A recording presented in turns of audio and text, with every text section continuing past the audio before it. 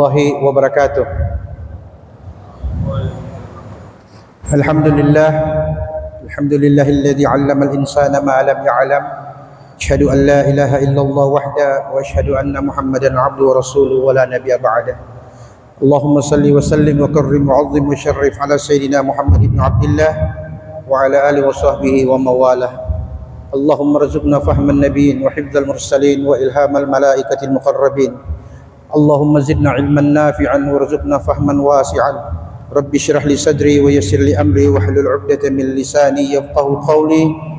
Rabbi saddid lisani wahdi qalbi bihaqqi sayyidina Muhammadin sallallahu alaihi wasallam. Dusturakum ya ahlad darbi ya ahlal batin ya ahlal nawba wa ya ahlan nur. Bijahi wa bi barakatil awliya wasyuhada wassalihin wal ulama al musannifin. Amma ba'd. Yang saya hormati Bapak Imam Masjid Awal Fathul Mubin, Ketua Badan Ta'amir, pengurus majlis, bapak-bapak, saudara-saudara, jamaah majlis yang dimuliakan yang dirahmati Allah. Sebagaimana yang sudah disampaikan bahwa materi kita pada kesempatan hari ini yaitu yang berkaitan dengan hukum-hukum jenazah, ya.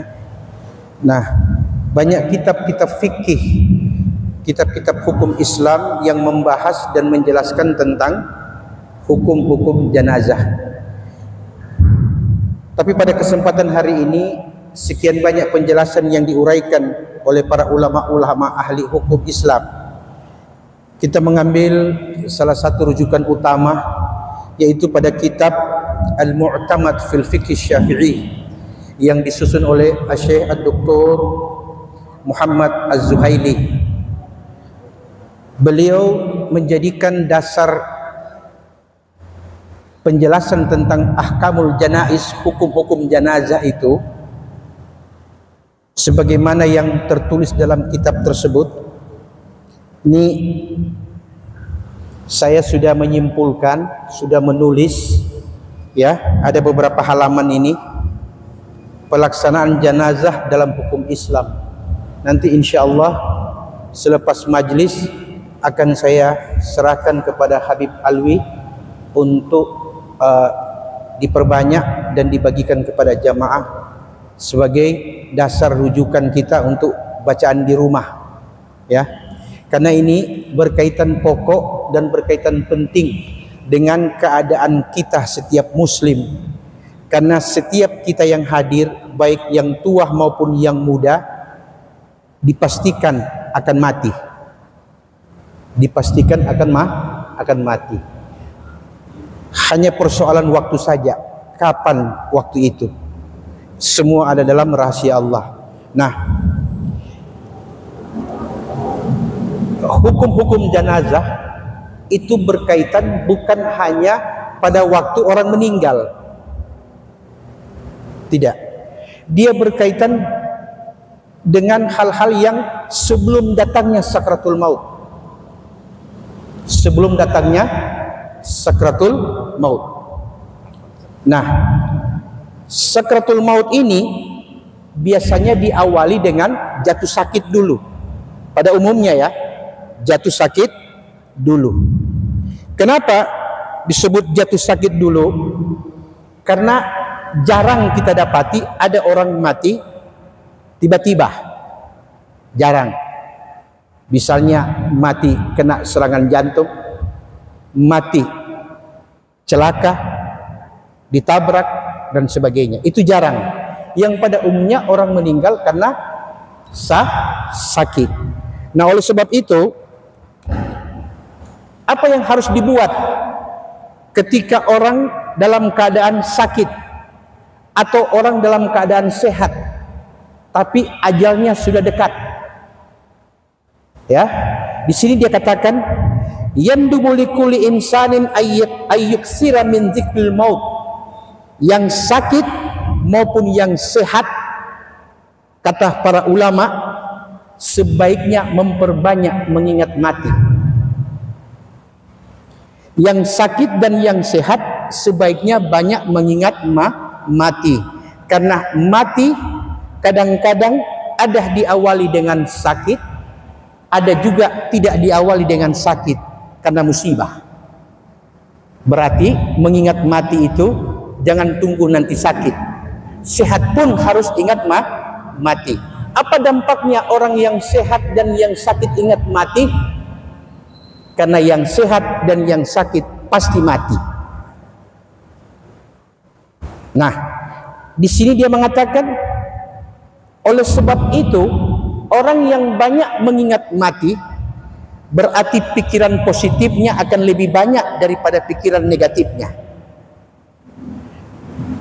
Orang yang pikirannya lebih banyak negatifnya daripada positif, itu menunjukkan bahwa orang ini tidak banyak ingat mati atau sudah tidak ingat dengan kematian. Itu hikmahnya. Yang berikut, hal ini dikatakan oleh baginda Nabi Muhammad sallallahu alaihi wasallam dalam sabdanya riwayat Imam At-Tabrani. Beliau mengatakan, "Aktsiru min dzikri hadhimil ladzat." Perbanyaklah kalian mengingat yang sesuatu bila dia datang, semua nikmatmu terputus. Nikmat sehat terputus, nikmat waktu terputus, nikmat penglihatan hilang, nikmat merasakan juga hilang. Semua nikmat yang ada di muka bumi yang kita nikmati terputus bila dia datang. Apa itu? Al-maut namanya. Nah, oleh karena itu, bila kita sudah memperbanyak atau banyak mengingat kematian,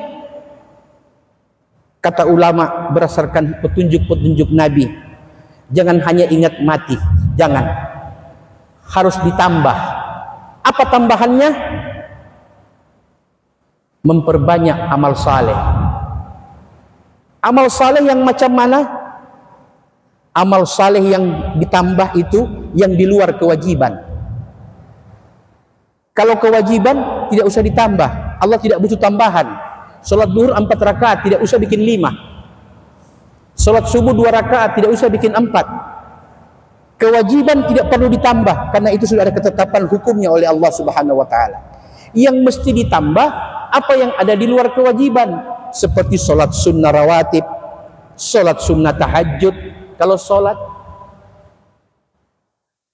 Kalau puasa ada Senin Kemis, ada Ayyamul Bid, dan puasa-puasa hari-hari dan bulan-bulan tertentu. Selain itu apa lagi? Selain daripada 2,5% zakat, ada lagi yang namanya dengan sedekah sunnah. Zakat tidak perlu Anda tambah, Pak, walaupun Anda punya uang banyak. Tetap 2,5% sesuai aturan, atau 5% sesuai ketentuan, 10 dan 20%. Itu kewajiban, sudah Allah tetapkan ukurannya. Allah tidak butuh tambahan, tapi Allah tidak suka pengurangan. Tidak boleh sholat duhur dibikin 3 rakaat hanya karena alasan asam urat. Bisa dipahami ini, Pak? Tapi kalau yang sifatnya menambah amal saleh, berarti sesuatu yang ada di luar kewajiban. Sedekah sunnah itu semua harta kita sedekahkan, tidak ada batasnya. Yang penting ingat ahli waris, mesti ada yang ditinggalkan. Tapi kalau zakat, Allah tidak butuh 3%, Allah tidak butuh 6%, Allah tidak butuh 17%. Yang Allah butuh hanya 2,5%, 5%, 10%, dan 20%. Itulah kewajiban. Yang 2,5% itulah zakat perdagangan yang dihitung setiap tahun hasil bersih keuntungan, dikalikan dengan dikeluarkan kebutuhan, itu yang dikalikan 2,5%, dan itu zakat wajib. Kalau 5% itulah zakat pertanian. Sekali panen 690 kg, setelah dipotong dengan upah, dipotong dengan semuanya, ada sisa. Nah, sisa itulah yang dikalikan 5% kalau dia pakai sistem pengairan. Tapi dia 10% ketika dia sistem tada hujan. Bagaimana dengan zakat yang wajib 20%? Namanya zakat temuan. Bapak kebetulan gali fondasi rumah, tiba-tiba dapat emas, ya, saat akan dijual 20% zakatnya saat itu, namanya zakat temuan. Selain itu tidak ada lagi, Pak. Tapi kalau sedekah tidak ada batas, tergantung keikhlasan. Betul tidak? Saya kasih perumpamaan.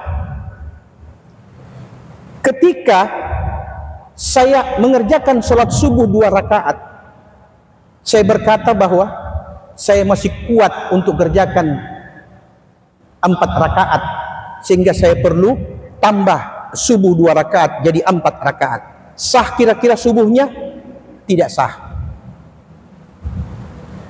Tapi saya ini Ustadz, kayaknya tadi malam saya demam tinggi, jangan khawatir 2 rakaat saya tidak sanggup, saya mau kasih kerjakan subuh 1 rakaat. Bisa? Tidak bisa. Allah tidak butuh tambahanmu, dan Allah tidak butuh dengan pengurangannya. Yang Allah butuh ketaatannya. 2 rakaat tetap 2 rakaat. Tapi Pak Ustadz, insya Allah kalau saya tidak bisa kerjakan 2 rakaat subuh, walaupun cuma 1 rakaat, nanti kalau saya sudah tidak sakit, saya mau ganti 1 rakaat yang kurang di subuh tadi dengan 1000 rakaat sunnah. Bisa? Jangankan 1000, 100.000 rakaat sunnah sekalipun tidak bisa menutupi yang 1 rakaat yang ada di subuh. Karena wajib dan sunnah itu beda hukumnya. Bisa dipaham Pak? Nah, mari kita lanjut. Memperbanyak ingat mati bagi yang sehat maupun yang sakit. Kemudian memperbanyak amal-amal saleh. Amal-amal saleh yang dimaksud di sini adalah amal-amal sunnah yang wajib harus dikerjakan. Tidak ada boleh kata tidak mampu. Kalau tidak mampu ada ketentuannya. Kalau tidak mampu berdiri ada sholat duduk. Duduk tidak sanggup, sholat berbaring. Berbaring tidak sanggup dengan isyarat. Kan begitu. Puasa juga begitu. Ketika kita tidak sanggup mengerjakannya di bulan Ramadan, ada namanya qada'us salah, mengganti qada'ur Ramadan, mengganti puasa. Nah, hukum-hukum seperti inilah yang dimaksud dengan mana yang mesti dan mana yang harus ditambah. Kenapa? Yang wajib tidak boleh dikurangi dan tidak boleh ditambah, karena itu ketaatan kita kepada Allah atas perintahnya. Apa sih susahnya bagi Adam untuk sujud kepada iblis? Tidak ada yang susah, tinggal sujud kok. Tapi iblis tidak pernah mau sujud kepada Adam karena tidak ada ketaatan dia kepada perintah Allah Subhanahu wa taala. Itu yang menyebabkan surga dikeluarkan ia dari dalamnya dan neraka menjadi tempat tinggal akhirnya. Hanya faktor ketidaktaatan. Cuma sujud kok. Bisa dipaham Pak? Berikut.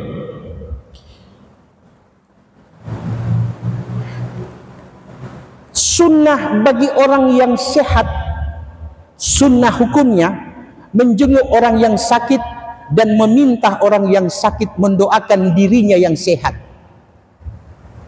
Sunnah. Bapak datang kepada saudara yang sakit, sunnah hukumnya itu masuk dalam menambah amal saleh. Dan disunnahkan orang yang datang kepada orang yang sakit, untuk yang sakit doakan dia yang sehat. Hadis Rasul Nabi kita Muhammad SAW mengatakan, idza dakhaltum 'alal maridi famurhu ayyad'u laka fa inna du'aahu ka du'ail malaikah. Bila engkau menjenguk orang yang sakit di antara kalian, minta agar yang sakit doakan dirimu, karena doanya orang yang sakit di hadapan Allah bagaikan doa malaikat, kata Nabi. Ini yang pertama. Yang kedua, kalau si sakit mau mendoakan kita yang sehat, doanya di hadapan Allah bagai doa malaikat, pasti diijabah oleh Allah. Tapi dalam hukum Islam ada ubi, ada talas, ada budi, ada balas. Maka ad-du'a bid-du'a, doa harus dibalas dan dijawab dengan doa pula. Maka kita yang menjenguk dalam keadaan sehat kepada yang sakit, setelah sakit mendoakan kita yang sehat juga harus mendoakan yang sakit. Kata Nabi sallallahu alaihi wasallam, "Idza dakhalta 'alal marid faqulu khairan fa innal malaikata yu'minuna 'ala ma taqulun." Bila engkau menjenguk orang yang sakit, ikhlaskan dan tuluskan doamu kepadanya, karena doamu itu akan diaminkan oleh malaikat. Berarti yang sakit dan yang sehat bila berkunjung, dua-duanya bagaikan malaikat di hadapan Allah dan diaminkan oleh malaikat. Tapi apa yang kita lakukan selama ini? Kita bawa makanan. Kita bawa makanan, lupa bawa doa. Sudah tahu-tahu ini orang ini kolesterol, bawa susu. Yang sakit tidak bisa makan, yang jaga jadi sehat, yang sakit keluar rumah sakit sehat, yang berjaga sakit. Ya kan? Kenapa? Karena kita tidak memahami apa hikmah di balik silaturahim, menjenguk, membesuk orang yang sakit. Bisa dipaham?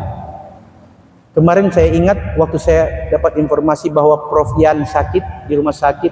Alhamdulillah saya mencari waktu bersilaturahim kepada beliau dalam keadaan sakit waktu itu di rumah sakit. Yang pertama saya lakukan adalah, Pak Prof, saya minta doanya Bapak. Karena doanya Bapak bagaikan doa malaikat di hadapan Allah. Beliau mendoakan saya aminkan. Selebihnya itu, karena kita tahu kata hadis Nabi, saya katakan, Pak Prof, doa saya nanti kepada Bapak, insya Allah akan diaminkan malaikat. Dan ada hadis Rasul yang mengatakan demikian. Ini hikmah kita bermajlis. Dengan majlis ta'lim, hal yang sedikit kita jadi paham, hal yang tidak paham kita jadi mengerti. Apa hikmahnya? Kalau kita paham, kita mengerti, sesuatu yang sulit jadi mudah. Bukan yang sulit dipersulit, yang mudah dipersulit. Berikut.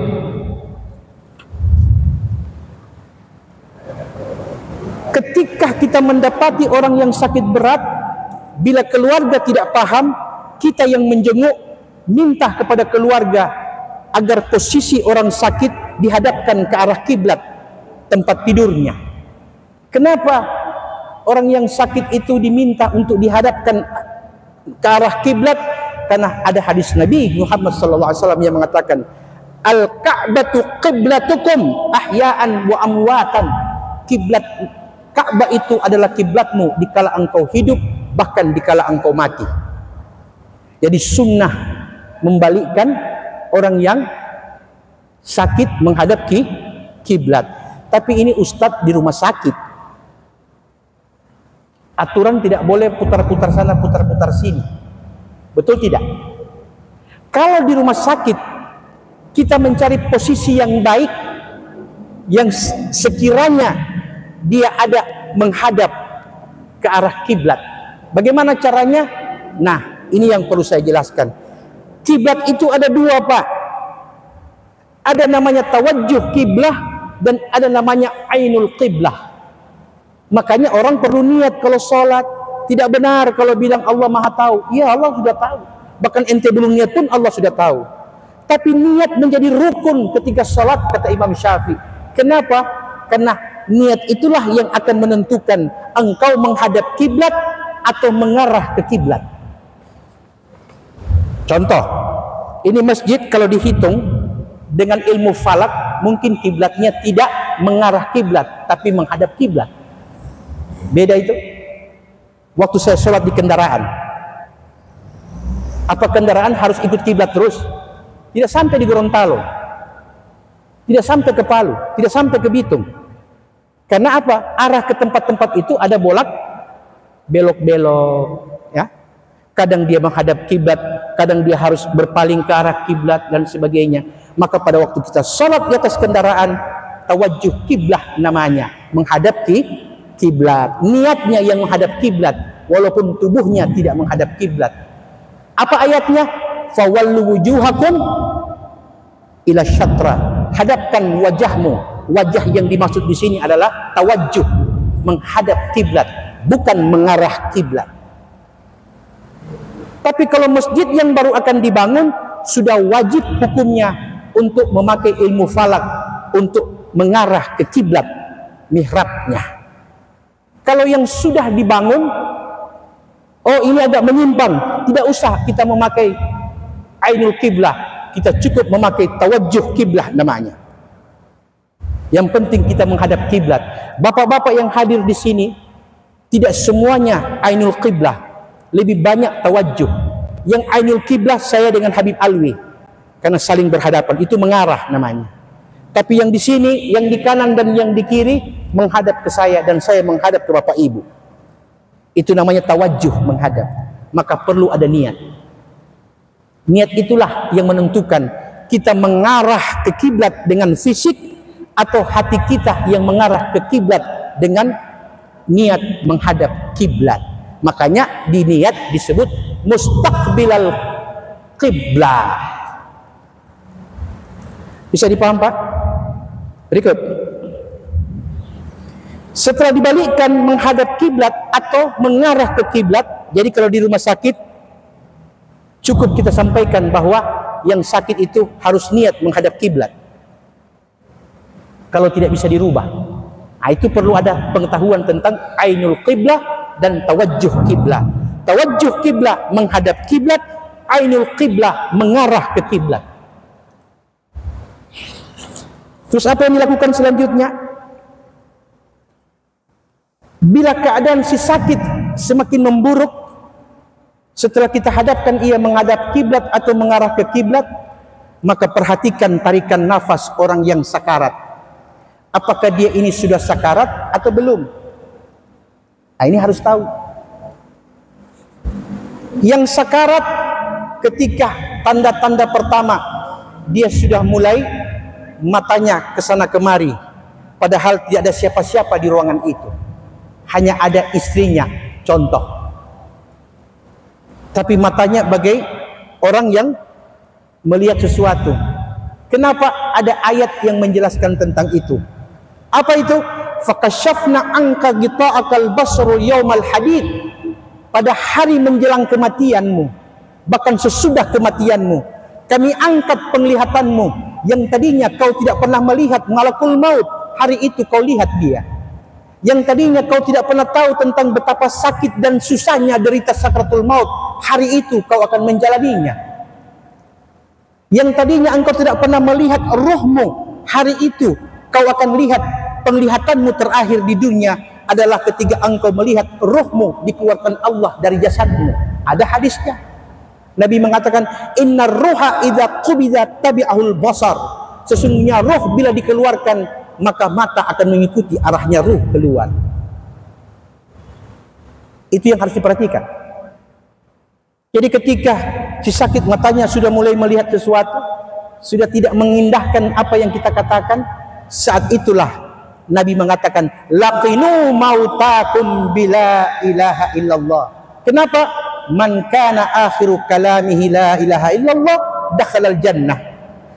Talkinkan, ajarkanlah orang yang akan mati di antara kalian dengan ucapan tiada Tuhan selain Allah, yaitu la ilaha illallah. Satu kali.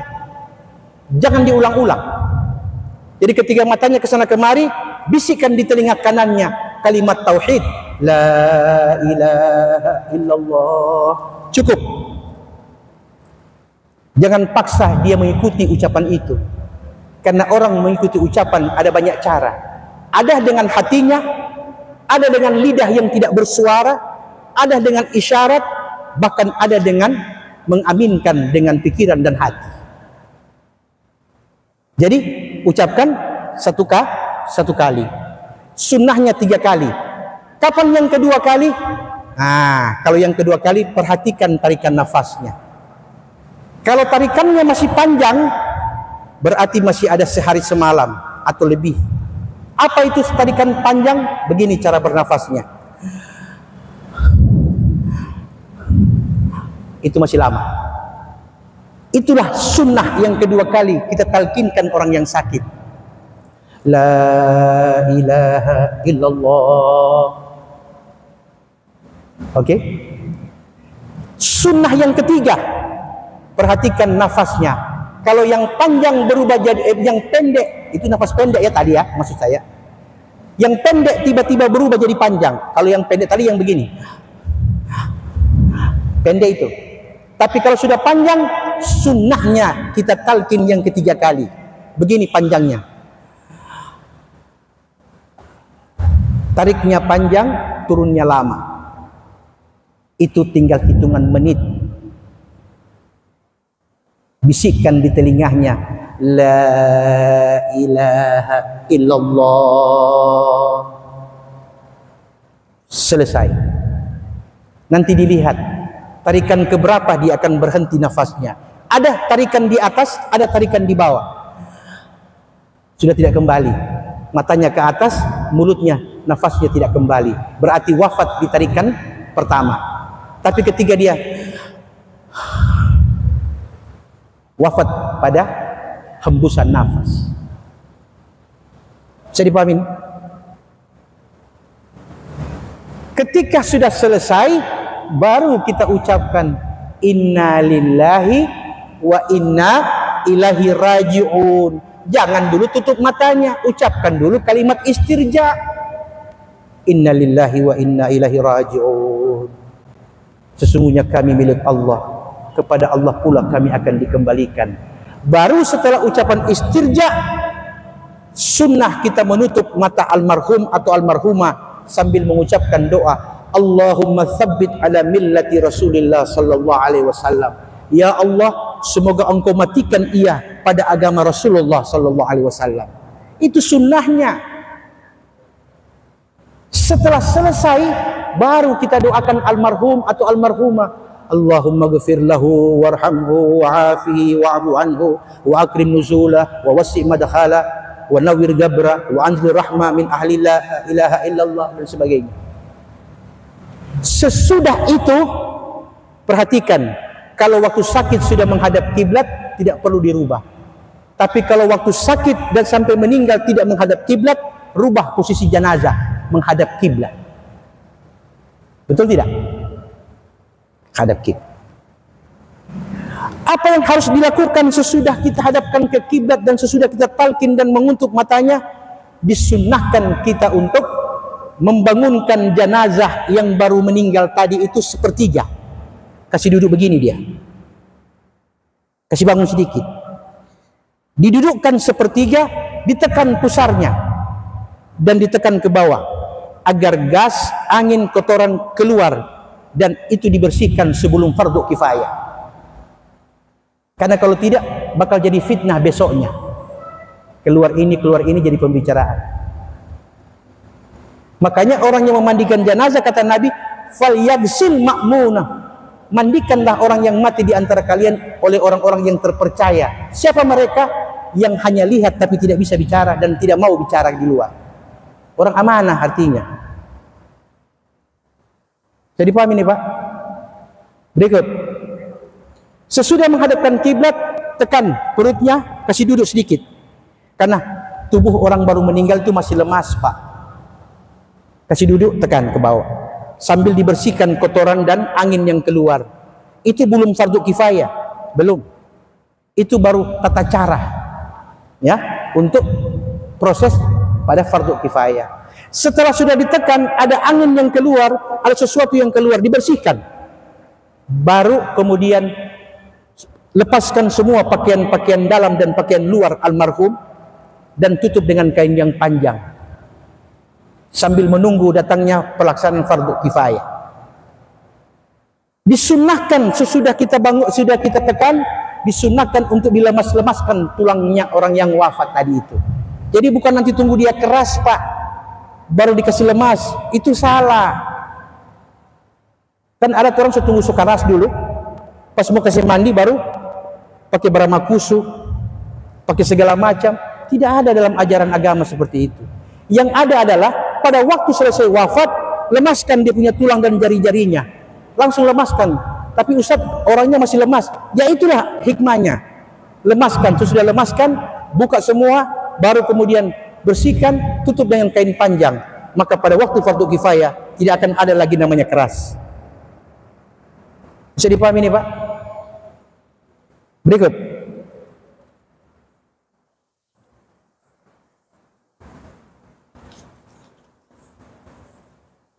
Apa yang terjadi? Itu yang terlewat tadi. Apa yang terjadi pada orang yang sakit tadi? Ini saya lewati tadi ya. Ketika dalam keadaan sakarat, dalam keadaan sudah tidak punya pilihan lagi. Siapa mereka itu? Yaitu orang-orang yang sudah divonis sakit tidak akan sembuh. Contoh, sakit karena sudah tua, sudah uzur. Atau sakit menahun yang oleh dokter dikatakan belum ada obatnya, maka sunnah bagi orang yang sakit untuk kita ajari ini doa. Ini doa Nabi yang ajar, sunnah untuk kita ajari. Apa itu doanya? Begini, katakan kepada orang yang sakit, ucapkan doa ini: Allahumma ini maka natil hayat khairan li, wa tawaffani idza kanatil wafat khairan li, rabbi ghfirli dzunubi warhamni. Ya Allah, jikalau hidup itu baik bagiku, maka berikan aku kesembuhan dan kesehatan. Tapi bila mati itu lebih baik daripada hidupku, maka wafatkan aku dalam keadaan baik. Ya Allah, ampuni dosa dan salahku, serta berikan aku kasih sayang dan rahmat-Mu. Itu doa yang kita ajarkan kepada si sakit. Makanya sebelum sakit, belajar memang di majlis taklim, itu doa. Supaya waktu sakit, tidak usah mau tunggu-tunggu lagi orang mau datang ajar, langsung baca sendiri. Ini doa Nabi ajarkan kepada sahabat yang sakit. Makanya nanti insya Allah selepas majlis, nanti Pak Habib, saya serahkan dia punya PDF, boleh diperbanyak ini. Untuk di sini sudah ada hadis-hadis, ayat-ayatnya dan doa-doanya sekalian. Bisa jadi bahan referensi bacaan kita di rumah. Kemudian kita langsung pada waktu kita akan mandikan, tentu ada niat. Nawaitul gusla adaan an hadzal mayit lillahi ta'ala. Saya niat memandikan mayat ini fardu karena Allah Subhanahu wa taala. Kemudian kita ucapkan apa? Pada awal memandikan ada yang orang jaga bilang air pertama, ya. Sidang air pertama. Nah, itu doanya. Bismillahirrahmanirrahim. Allahumma tsabbit ala millati Rasulillah waghfir lahu warhamhu ya arhamar rahimin. Waktu siram. Siram pertama sebelum istinja. Saya lompat-lompat aja ya, nanti kita bagi. Kemudian sudah istinja tadi sudah. Sekarang bagaimana dengan mayat yang baru ditemukan 3-4 hari sudah membusuk? Apa doanya menghilangkan bau jenazah yang sudah seperti itu? Biar pegawai syarat sudah mau badekat, apalagi mau kasih mandi. Nah, inilah majlis. Perhatikan doanya menghilangkan bau. Bismillahil kabir wa na'udzu billahil azim min syarri irkin na'ar wa min syarrin nar. Qala Allah Ta'ala wa yunazzilu 'alaikum minas sama' ma'u yutahhirakum bihi wa yuzhibu 'ankum rijsa syaitan. Dengan nama Allah Tuhan yang Maha Besar, kami berlindung kepada Allah yang Maha Agung dari buruknya keringat yang membara serta keburukan api neraka. Sebagaimana yang Allah firmankan, kamilah yang menurunkan air dari langit, dengan air itulah engkau disucikan dan bersuci. Doa ini dibaca Pak, ditiupkan di air dan disiramkan ke jenazah sebelum fardu kifayah. Dengan izin Allah, insya Allah jenazah sampai selesai tidak akan keluarkan baunya lagi. Sebagaimana yang sering kami lakukan ketika dapati jenazah yang sudah membusuk. Kemudian pada waktu akan mengkafani mayat, waktu mau kafan itu jangan bersamaan Pak. Ada yang ikat di ujung, ada yang ikat di kaki, ikat bersamaan. Tidak bisa begitu. Aturannya kalau dari kepala dia turun ke bawah, kalau dari bawah turun naik ke atas. Jangan bersamaan. Itu kata sebagian ulama. Itu kadang-kadang dengan kita mengikat bersamaan, apalagi bersamaan dari atas dengan di bawah baru menuju ke tengah, biasanya orang mati di kampung itu berganti-gantian. Karena penyebabnya, kata sebagian ulama ya, penyebabnya karena cara ikat kafan yang mati pertama itu. Jadi paham ini Pak? Apa doanya? Bismillah ala millati Rasulillah nawaitu taksina al hadzal mayyit lillahi ta'ala. Itu waktu ikat kafan. Waktu potong kain kafan ada doanya lagi. Bismillah Allahumma ja'al libasahu anil karim wa adkhilhul jannata birahmatika ya arhamar rahimin. Dengan nama Allah, ya Allah, jadikan pakaiannya dari pakaian kemuliaan dan masukkan ia ke dalam surgamu, wahai Tuhan yang Maha Pengampun dan Penyayang. Itu doa waktu potong kafan. Doa mengikat tali kafan, waktu mengikat tali kafan. Bismillah fi awwalihi wa akhirihi ya akramal akramin. Ikat dari kaki, dari kepala. Berikut, mensalati janazah. Ma min mu'min yamutu falyusalli alaihi ummatun minal muslimin balagu ay yakunu thalatha sufuf illa ghufiralah. Tidak ada satupun orang muslim yang wafat kecuali bila ia disolati oleh orang-orang yang mencapai 3 saf, kecuali Allah ampuni yang disolati. Makanya kadang-kadang kalau tidak banyak dibagi 3, bikin 3 saf untuk mengikuti sunnah Rasul tadi itu. Berikut, sudah kita tahu usalli ala hadal mayit 4 takbirat dan sebagainya, sudah tahu cara solat janazah. Dan solat janazah imam berdiri di arah bahu si mayat bila laki-laki, dan sunnah bagi imam berdiri di antara tulang rusuk dan tulang sulbi bila yang wafat perempuan. Apa hikmahnya? Kalau laki-laki yang wafat, imam berdiri di antara pundaknya si mayit. Itu sebagai hikmah isyarat bahwa hai engkau fulan, engkau wafat sebagai seorang laki-laki, sebagai seorang ayah, sebagai seorang suami. Tugasmu telah selesai. Beban-beban yang kau pikul sebagai seorang kepala rumah tangga sudah selesai dengan berakhirnya sholat janazah ini. Itu hikmahnya. Kalau perempuan yang wafat, imam berdiri di antara tulang rusuk dan tulang sulbi. Itu hikmahnya. Wahai fulana, wahai ibu, wahai istri, tugasmu melahirkan, membesarkan dan menyusui anakmu telah selesai, yang lahir dari rahimmu itu. Itu hikmahnya.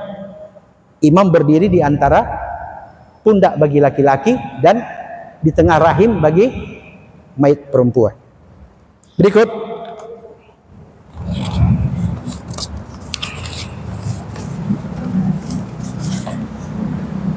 doa sesudah sholat jenazah sudah nanti kita lihat di ini ada di situ. Menguburkan si mayit. Nah, pada waktu menguburkan si mayit, pada saat menggali ada doanya lagi waktu menggali kubur. Ya. Bismillah wa ala millati Rasulillah wa Rasulillah. Allahumma aftah abwabas sama li ruhihi wa akrim nuzulah wa wasi' madkhalah wa wasi' lahu fi qabrih. Dengan nama Allah, atas agama Rasul dan sunnahnya, ya Allah, bukalah pintu-pintu langit untuk ruh jenazah ini, muliakan tempatnya, luaskan tempat masuknya dan lapangkan alam kuburnya. Kecuali satu. Kalau doa ini kita gali kubur kita ucapkan kecuali satu. Karena di sini dia minta agar Allah luaskan kuburnya dan terima ruhnya di langit. Kecuali satu kata Nabi. Ada hadisnya. Apa itu? Nabi mengatakan innar ruha mu'allaqatum bainas sama'i wal ardi hatta yubda anhu daina min ahli. Sesungguhnya roh orang mukmin, ini orang mukmin Pak, bukan muslim. Kalau muslim masih banyak DP salah daripada DP baik. Kalau mukmin DP banyak, DP baik daripada salah. Itu mukmin. Orang mukmin bila wafat kata Nabi tidak akan diterima ruhnya dan akan ditolak oleh bumi selama hutangnya belum dibayarkan oleh ahli warisnya. Selain hutang, aman-aman. Barangkali itu saja. Penjelasannya memang agak panjang karena mau dipersingkat. Nanti pendalamannya nanti diperbanyak saja ini. Bib Alwi. Ini saya serahkan ke masjid. Barangkali itu ada pertanyaan untuk 5 menit ke depan.